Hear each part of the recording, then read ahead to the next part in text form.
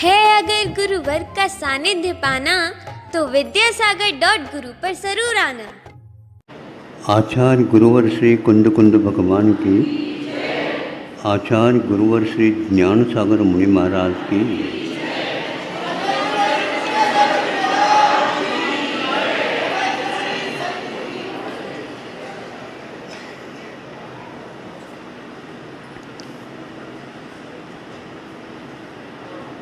स्वस्थ शब्द से स्वास्थ्य शब्द बना है।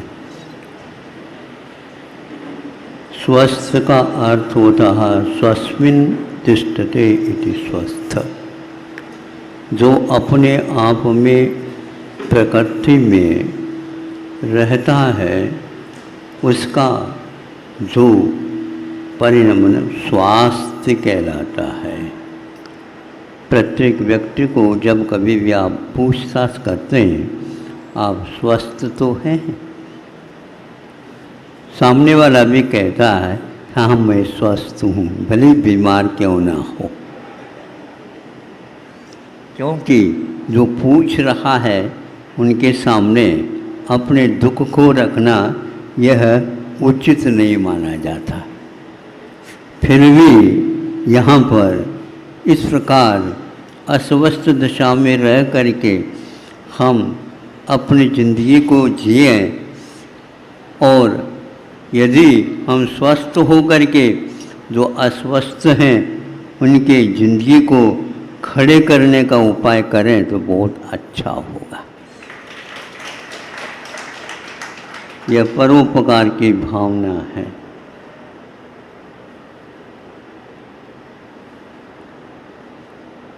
सुनने में आया था सर्वप्रथम जो आप भोजन करते हैं वह भोजन रस के रूप में परिवर्तित हो जाता है। रसने इंद्रिय के माध्यम से उसको जब चखा जाता है, रस के रूप में परिणत हो जाने के बाद उसका क्रम आता है रक्त के रूप में। यह उसके एक उन्नति रूप है। रस के बाद रक्त का क्रम आ जाता है, फिर इसके उपरांत मांस का इत्यादि का क्रम जैसे जैसे आप लोगों के चिकित्सा ग्रंथों में उल्लेख हैं प्राय एक मत हो जाते हैं। अंत में शुक्र को रखा है जो सब धातुओं में बहुत महत्वपूर्ण माना जाता है। सुनने में यह भी आता है कि वह खाया हुआ अन्न इस प्रकार यात्रा करते करते करते शुक्र के रूप में तब प्राप्त होता है जब उसकी अवधि लगभग 1 मास हो जाता है। इसके उपरांत धातु का प्रकरण समाप्त प्राय हो जाता है, किंतु एक बहुत मौलिक चीज़ है वह आप लोगों के सामने रखना चाहूँगा। यह जो प्रक्रिया जो धातुओं का क्रम हुआ ये एक प्रकार से पौद्गलिक प्रकृति अचेतन द्रव्य का एक प्रवाह आपके सामने रखा, किंतु जब वीर्य शुक्र के रूप में प्राप्त हो जाता है वह एक प्रकार से और एक अच्छी चीज़ के लिए उपयोगी सिद्ध होता है। उसका नाम है बुद्धि। यह बुद्धि आप अपने आप में बहुत महत्वपूर्ण वस्तु है। ज्ञान सामान्य होता है, किंतु समझना और समझ करके दूसरे को समझाने की जब बात होती है तब बुद्धि की ओर हमारी दृष्टि प्राय करके पहुंच जाती है। इन 7 धातुओं में कमी आ जाना चिकित्सा के लिए रूप होता है, लेकिन ये भी ध्यान रखो जब बुद्धि में कमी आ जाती है तो उसके लिए धातुएं काम नहीं करती, क्योंकि उनका क्रम अतीत में चला जाता है, उसके माध्यम से धातु का कोई भी वहाँ पर योगदान नहीं होता। जो बुद्धि का धनी आत्म तत्व है वह यदि समसामयिक प्रसंग को जानता है, देखता है और उसके ऊपर नियंत्रण भी रखता है, तब कहीं जा करके इस लोक में चिकित्सा का रूप सामने आ जाता है। हम सीधे सीधे यदि चिकित्सा करने के लिए बैठ जाएं, धातुओं की विकृतियों को संस्कृति के रूप में व विषमता को समता के रूप में करना चाहें, तो उसका कोई प्रयोजन सिद्ध नहीं होता, जिसकी बुद्धि में विकृति आ जाती है। आयुर्वेद ग्रंथों में यह मुख्य रूप से हम लोगों के लिए चेतावनी के साथ कहा गया है, और वह यह है कि पूर्व वक्ताओं में एक व्यक्ति ने यह भी कहा है कि कारण के बिना कोई कार्य नहीं हो सकता, और चिकित्सा पद्धति में भी यह बिल्कुल ध्यान में रखा गया है। और आज जो वर्तमान में लोकप्रियता प्राप्त है एलोपैथी को, जब इस चर्चा के दौरान मैंने सुना उनके मुख से जो तज्ञ थे कि यह जो रोग है यह अकारण पैदा हो गया है, तब हमने कहा कि भाई अकारण यदि कोई रोग पैदा हो गया है, फिर अकारण ही कोई निरोगता भी प्राप्त हो जाए।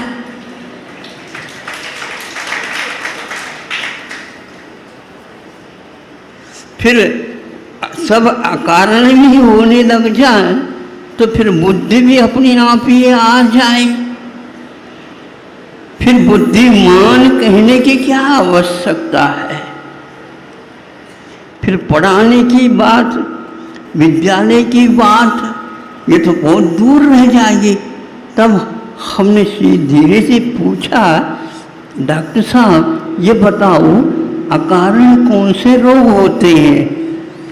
तो उन्होंने बताया इसको एलर्जिक बोलते हैं महाराज। अच्छा, तो ये अकारण हो गया, तो ये कुछ काम भी करता होगा? हाँ महाराज, काम करता है, जो सही है उसको बिगाड़ देता है। अब उसको सुधारा कैसे जाए? जो अकारण आया है तो उसके लिए सुधारने के लिए कारण भी ढूंढना पड़ेगा। हमने धीरे से संयत होकर के मनोरंजन के कार्य को विराम देते हुए ये कहा कि हमारे विचार से यह आपके जो सिद्धांत पद्धति है चिकित्सा की, इसमें बहुत बड़े दोष उत्पन्न हुए हैं, क्योंकि आज वर्तमान में 200 वर्ष से ज़्यादा इसकी काल अवधि नहीं हो गई होगी, लेकिन लोकप्रियता बहुत बढ़ गई है। इसकी बढ़ना अच्छा है, एक व्यक्ति का विकास होता है और लोकप्रियता हासिल करता है तो खेल थोड़े ही है, लेकिन उसमें कुछ बातें ऐसी हों तो उस लोकप्रियता के ऊपर भी कुछ प्रश्नार्थक चिन्ह लगा देता है। तो एलर्जिक क्या वस्तु है? तो उन्होंने कहा है इसको हम इस प्रकार मानते हैं, कारण के अभाव में भी कार्य होते हैं, तो उसकी भी चिकित्सा करना हम चाहते हैं, और उस एलर्जिक को ही हम एक कारण मान करके चलते हैं। किंतु यह कैसे आप करते हैं? क्योंकि रोग ही क्या है पता नहीं लगा, तो कारण भी का भी कोई पता नहीं है, तो कौन सी दवाई, कौन से औषध के माध्यम से आप इसकी चिकित्सा करेंगे? तो उन्होंने धीरे से कहा है कि जिस उसको तो दवाई के रूप में तो हम स्वीकारते नहीं, औषध के रूप में, किंतु उसका प्रयोग कर लेते हैं, और यदि वह लागू हो जाता है तो समझ लेते हैं इस दवाई का जो रोग है वो यही है। तो हमने कहा आपके यहाँ सिद्धांत तो रहा ही नहीं, यदि टीबी जैसे रोग है, क्षय जैसे रोग है, और उसके लिए आपके पास दवाई थी नहीं क्योंकि निदान ही नहीं हुआ था, किंतु उस टीबी क्षय को रोग को दूर करने के लिए जो निर्धारित है उसका प्रयोग किया आप लोगों ने। योग के बाद प्रयोग जो होता है वहीं पर बुद्धि बिगड़ जाती है। हमें ऐसा लगता है क्योंकि सिद्धांत को ही हम भूल करके आगे कदम उठा रहे हैं। उन्होंने तो कहा अकारण है और आपने तो ये कारण सिद्ध कर दिया है कि टीबी की दवाई यह है। रोग तो है ही नहीं तो इसके लिए काम आ गए इसलिए वह रोग है। नहीं, आयुर्वेद में एक ऐसा सूत्र सर्वप्रथम दिया गया है, कारण के बिना कोई कार्य नहीं हो सकता, तो यही एक सिद्ध करो। यदि नहीं हो सकता है तो अकारण ये क्यों कह रहे हैं, उनको बताना ये होगा कि वात पित्त कफ ये तीन ऐसी वस्तुएं हैं कि इसके बिना हम आगे जो हमारा जीवन है वह आगे कभी बढ़ नहीं सकता, और उसके लिए इनका जानकारी लेना बहुत अनिवार्य है। इन वात पित्त और कफ का अर्थ क्या होता है, इसी के ऊपर यह शरीर टिका हुआ है। एक स्वस्थ व्यक्ति का शरीर के अंतर्गत रहने वाले की जो नाड़ी का फड़कन है वही श्वासोच्छ्वास का एक परिचायक है एवं यूँ निरीक्षक है, परीक्षक है। एक अभी किसी ने मेरे पास कुछ किताब भेजी थी, उनमें से एक पुस्तिका हाथ लगी, वह नाड़ी विज्ञान या नाड़ी परीक्षा के नाम से थी। तो उसमें एक श्लोक आया था, बहुत अच्छा लगा, जो आपके लिए सामने रख देता हूँ, क्योंकि आप लोग बहुत सारे यहाँ पर आयुर्वेद एकत्रित हुए हैं। हमारे जीवन में इतने एक साथ बैठ कर के आयुर्वेद के विषय में जो सूक्ष्म से सूक्ष्म और उपकारी वस्तुओं को आपने यहाँ पर रखने का प्रयास किया। चूँकि समय बहुत कम था फिर भी आप लोगों ने उसको किया। उस किताब में से एक श्लोक है, वह स्मरण में थोड़े बहुत है, आपके सामने रखना ही चाहूँ ताकि आप लोग समझ ही लेंगे उसको।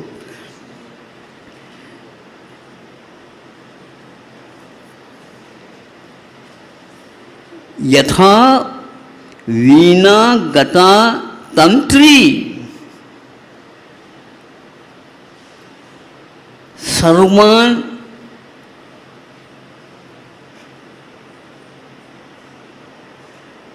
सर्वान, कौन से सर्वान, बहुत अच्छा उन्होंने दिया है कि जो हमारे भाव है या ध्वनियाँ हैं, सर्वान स्वरान प्रभाषते। यथा वीणागता तंत्री, वीणा में 5, 6, 6, 7 तार विद्यमान रहते हैं और उनको व्यवस्थित करके जब उसके ऊपर उंगलियां चल जाती हैं तो वह तंत्री स्वभावान, जो अनेक प्रकार के राग हैं, उन रागों को वह प्रकाशित करते हैं। तथा हस्तगता नाड़ी, उसी प्रकार हाथ में होने वाली नाड़ी भी सर्वान रोगान प्रकाशते। इसमें आयुर्वेद का सिद्धांत विकार और संस्कार, राग और आलाप, ये सारा का सारा गुम्फित करके उदाहरण के माध्यम से उन्होंने बताया। ये किसको बताते हैं? तो वह बताते हैं वात और पित्त और कफ को। इनमें दोष आता है, नहीं आता है, आता है, समानता है, तो वो कह देते हैं कभी कभी ये वात और पित्त और कफ रोग सहित हो सकते हैं और नहीं भी हो सकते। सुन रहे हैं आप लोग? हाँ, रोग सहित हो भी सकते हैं और नहीं भी हो सकते हैं।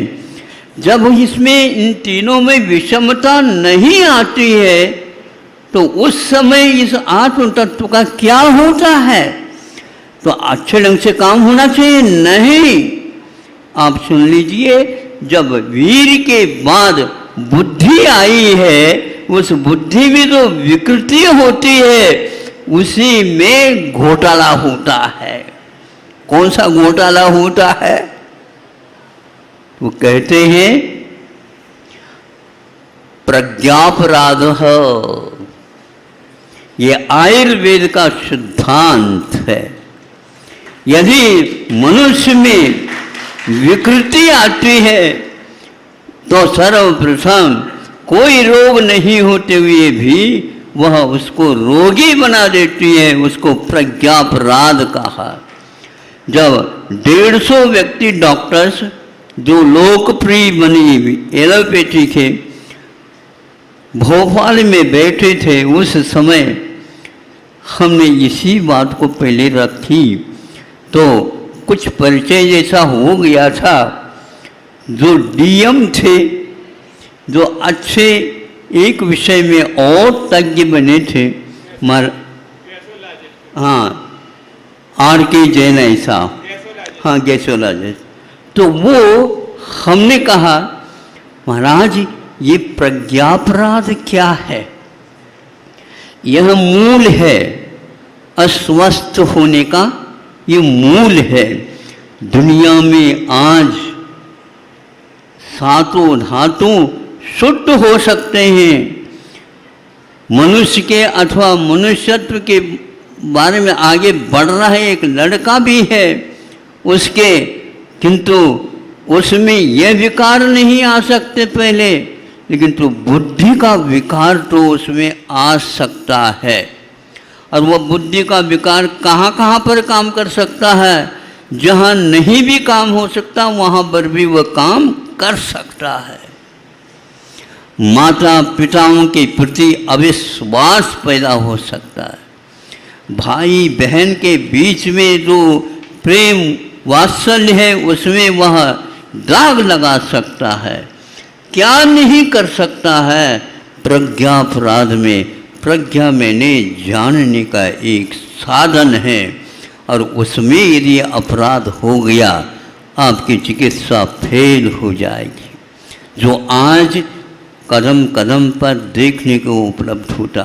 उन्होंने कहा कि महाराज आज तक यह शब्द हमने नहीं सुना था, आपने कहाँ से दिया? हमारे अध्यात्म में भी यही शब्द आता है।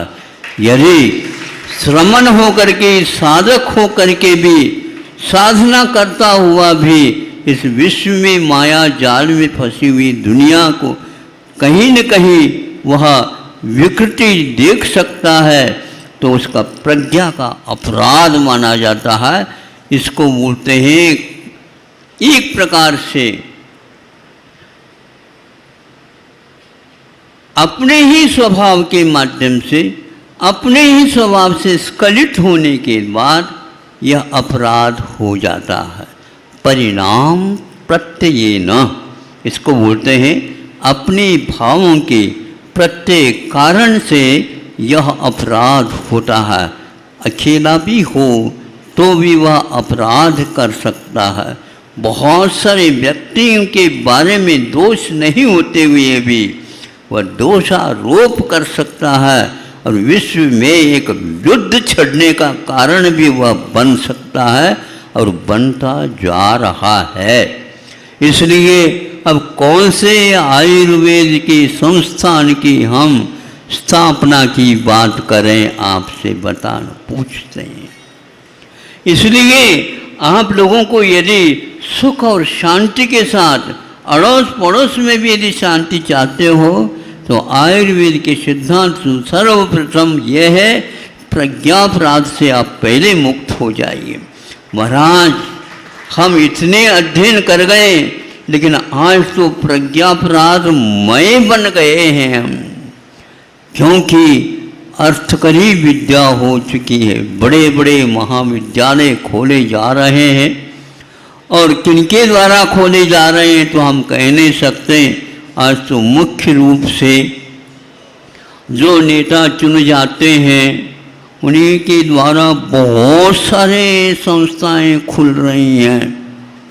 अब उनका संचालन कौन करेगा? जिसके लिए धन चाहिए वो करेगा। तो भैया हमारे पास तो प्राण हैं, धन को हम प्राण नहीं मानते।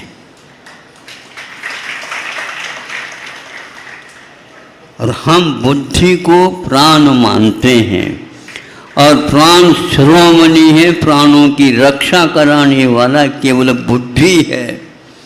और हम ऐसे ऐसे व्यक्तियों को छांटेंगे, बताएंगे आपको, आपकी बुद्धि को एक पहले संशोधित करना होगा।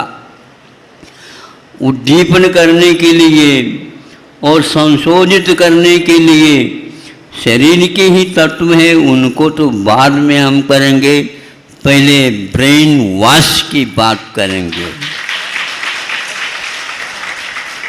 और हमें इन युवा शक्ति की ओर हमारे बहुत दृष्टि है, क्योंकि आप तो बूढ़े बाड़े हो गए हैं। उनमें ऐसे ही हम धारा प्रवाहित करना चाहते हैं। युग में आपका जन्म हुआ है, आप आए हो, बहुत बड़े पुण्य पूंजी को लेकर के आए हो। यदि आनंद का अनुभव लेना चाहते हो और सारे चारों तरफ आनंद का वातावरण बिछाना चाहते हो तो हमारी बात मानो, केवल अपने मन और बुद्धि को शांत कर दो और फिर बाद में वहाँ से भावों को व्यक्त कर दो। फिर क्या कहना, वीणा की तार जब बजाने लग जाते हैं तो फिर कहाँ पर आपका थकावट, कहाँ पर आपका वैर, कहाँ पर आपका राग द्वेष, सब कुछ समाप्त हो जाता है। एकमात्र बुद्धि को ही सुधारने की आवश्यकता है। सद्बुद्धि दे दो महाराज। मैं अपनी बुद्धि को आपको दे दूं तो मैं खाली हो जाऊं। फिर भी यदि आप अच्छे काम करना चाहते हो तो मैं बुद्धि आपको दे सकता हूँ और उसी लिए कृत संकल्पित हूँ। गुरु से मुझे उसे प्राप्त करने का सौभाग्य प्राप्त हुआ और यह सुख समझ में नहीं आता। यहाँ पर आने के उपरांत यहाँ के लोगों ने ऐसा कहा कि हम कुछ और ज़मीन खरीदना चाहते हैं और आपका आशीर्वाद अपेक्षित है। क्या करना चाहते हो? दुकान वगैरह तो नहीं खोलोगे? नहीं महाराज, केवल प्रतिभास्थली तो है ही, देवदय भी है, कुछ और सामाजिक कार्य करने के लिए। तो क्या करना चाह रहे हो? जो आप बताओगे वही करूँगा। तो यहाँ और हमारे लिए ही बंधन आ गया है। हम आए हैं थोड़ी शांति का अनुभव हम कर लें, प्रज्ञापराध से कुछ बचना चाहते हैं। नहीं, आपको कुछ करना नहीं, बस आशीर्वाद चाहिए, बाकी सब हम काम कर लेंगे। तो बहुत अच्छा है। हमने सोचा कि अब वीणा की तारों के ऊपर उंगलियां चलाने का अवसर आ गया है और इनको एक प्रकार से उस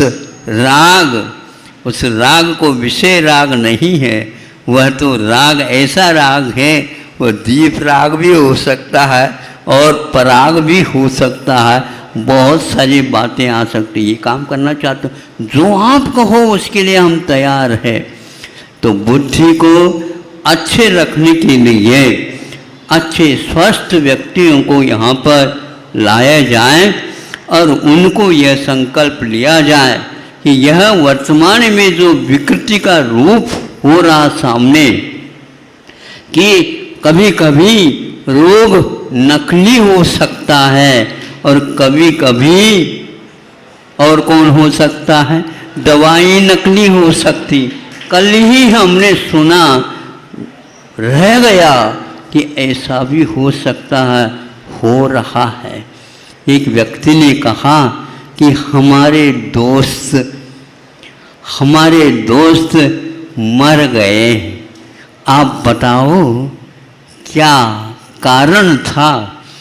और कुछ नहीं है, उनको मलेरिया हो गया था और दवाई दी गई, लेकिन दवाई नकली थी, इसलिए वह मर गया। सुन करके ऐसा लगा, डॉक्टर साहब ये बताओ, जब मलेरिया के द्वारा वो मर गया, लेकिन मुझे भी मलेरिया हो गया था, तो मैं कैसे बच गया? तो डॉक्टर साहब ने उत्तर दे दिया, आपका मलेरिया नकली था।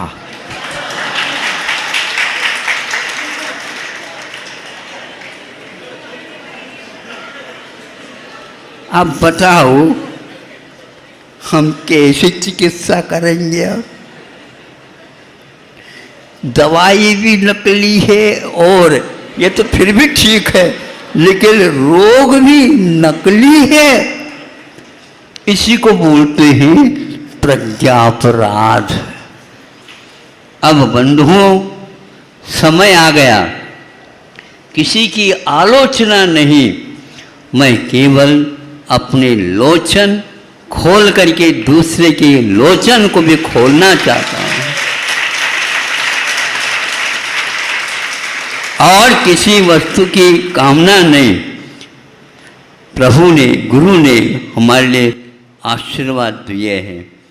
यदि काम करना है तो ऐसा करना, जहाँ पर गलतियाँ हो रही हैं, गलती को गलती मानना, यह भी एक बहुत अच्छा कार्य माना जाता है। क्योंकि गलती जब करते हैं तो बुद्धि का अपराध हो जाता है, जब गलती को हम समझते हैं तो वह अपराध को दूर करने का उपाय मिल जाता है। ऐसे ही संतों के माध्यम से हमें अब गलती नहीं करते हुए, जो गलती कर रहा है उसको सुधारने का उपाय बताते हुए, बुद्धि का अपराध ना हो, फिर तो आप सब कुछ काम कर जाओगे। बुद्धि को सुधारने की आवश्यकता, इसलिए सर्वप्रथम चरक इत्यादि में, सुश्रुत इत्यादि में प्रज्ञापराध को कहा है। वो प्रज्ञापराध किसी भी धातुओं में, वात पित्त कफ में कोई भी विषमता नहीं, फिर भी रोग आ सकता है तो हमारे बुद्धि के कारण आ सकता है। अंतिम जो शुक्र धातु है, उसके बाद बुद्धि का उपक्रम होता है।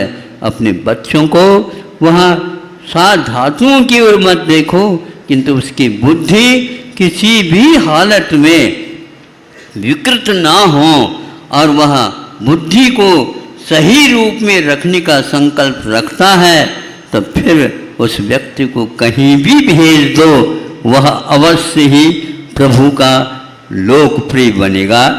प्रभु की दृष्टि में जो प्रिय बन जाता है, तो फिर वह जो चाहता है वह सब कुछ कार्य किया जा सकता है। भारत भूमि में ये एक विशेषता है, किसी को बुरा नहीं कह करके अपनी बुराई को वह बहुत अच्छे ढंग से दूर करने का संकल्प करता है। इससे बढ़कर के और कुछ नहीं है। आप लोगों ने आज भीषण गर्मी में भी यहाँ के लोगों के निमंत्रण पर, उसमें कारण तो मैं ही था, लेकिन आप लोग इस समय का उपयोग करके और आप जागृत हैं, ये सुन करके मुझे बहुत अच्छे एक व्यक्ति ने आज एक मुझे नाराम दे दिया, जय आयुर्वेद। मुझे बहुत अच्छा लगा कि आयु का वेद का अर्थ होता है बुद्धि से जानना। इस जीवन को जानो, क्योंकि जीवन है तो आयु है तो जीवन है, जीवन है तो आयु सुरक्षित रखना आवश्यक है।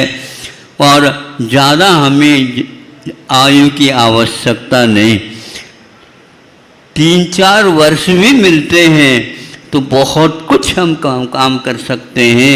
और 400-500 वर्ष भी मिल जाते हैं, उससे कुछ भी काम नहीं होता।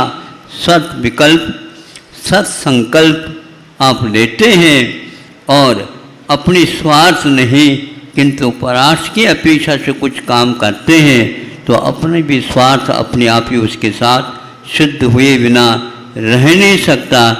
आप लोग आयुर्वेद के विषय में इतने जागृत हैं, मुझे सुन करके बहुत ही आह्लाद हुआ। और इस प्रकार आप काम करेंगे तो अवश्य ही है भारत जी का बहुत सुदूर देशों तक यह भारतीय संस्कृति अपने पताका फहरेगा और वह विश्व से कुछ भी नहीं चाहेगा, केवल विश्व आरोग्य मंदिर बने। अहिंसा।